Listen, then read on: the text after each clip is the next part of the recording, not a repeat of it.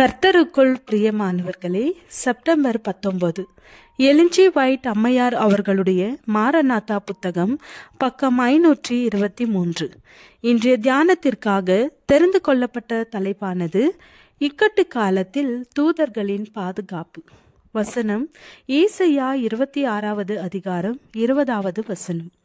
என் ஜனமே, நீ போய் உன் அறைகளுக்குள்ளே பிரவேசித்து உன் கதவுகளை பூட்டிக்கொண்டு சினம் கடந்து போகும் மட்டும் கொஞ்ச நேரம் ஒளித்துக்கொள்.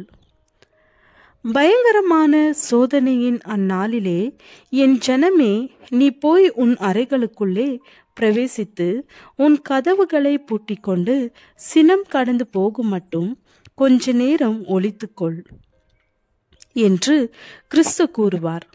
அவர்கள் ஒளிந்து கொள்ள வேண்டிய அறைகள் எவை? அவை கிறிஸ்துவினுடைய பரிசுத்த தூதர்களுடைய பாதுகாவலி. இந்த நேரத்திலே தேவ மக்கள் ஒரே இடத்தில் இருக்கவில்லை. வெவ்வேறு கூட்டங்களிலே உலகில் எல்லா பகுதிகளிலும் இருந்தார்கள். பரிசுத்தவான்கள் பட்டணங்களையும் கிராமங்களையும் விட்டு கூட்டம் கூட்டமாக மிகவும் தனிமையான இடத்திலே சென்று வசிக்கிறதை நான் கண்டேன். தூதர்கள் அவர்களுக்கு அப்பமும் தண்ணீரும் கொண்டு வந்தார்கள். துன்மார்க்கரோவெனில் பசியாகிலும் தாகத்தாலும் வேதனைப்பட்டு கொண்டிருந்தார்கள்.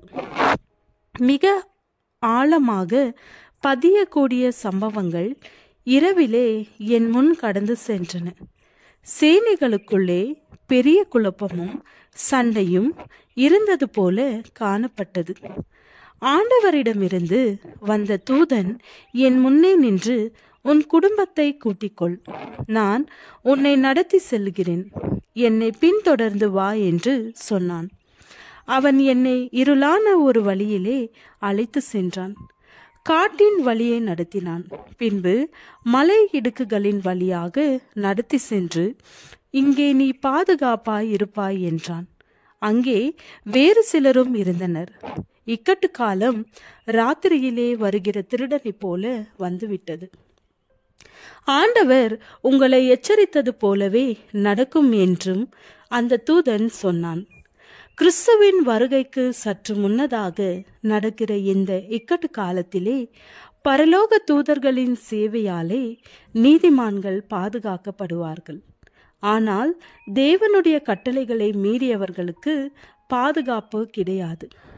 தெய்வீக பிரமாணங்களில் ஒன்றையாகிலும் அலட்சியப்படுத்துகிறவர்களை தூதர்கள் பாதுகாக்க முடியாது.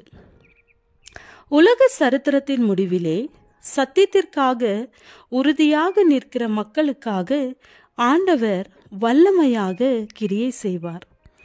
இக்கட்டு காலத்தின் நடுவிலே உலகம் உண்டானது முதல் உண்டாயிராத அந்த இக்கட்டு காலத்திலே அவரால் தெரிந்து கொள்ளப்பட்டவர்கள் அசையாமல் நிலைத்து நிற்பார்கள்.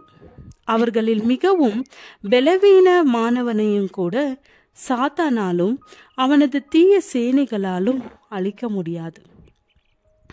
பராக்கிரமத்தில் சிறந்த தூதர்கள் அவர்களை பாதுகாப்பார்கள். தம்மை நம்புகிற மக்களை முற்றுமுடிய ரட்சிக்க வல்லமையுள்ள நம் ஆண்டவர் யெகோவாவாக, தேவர்களுக்கு தேவனாக அவர்களுக்காக தம்மை வெளிப்படுத்துவார். ஜெபம். ஆண்டவரே, ஆவியானவரை முழுமையாக பெற்றிட எங்களுக்கு உதவி அருளும். ஆமேன்.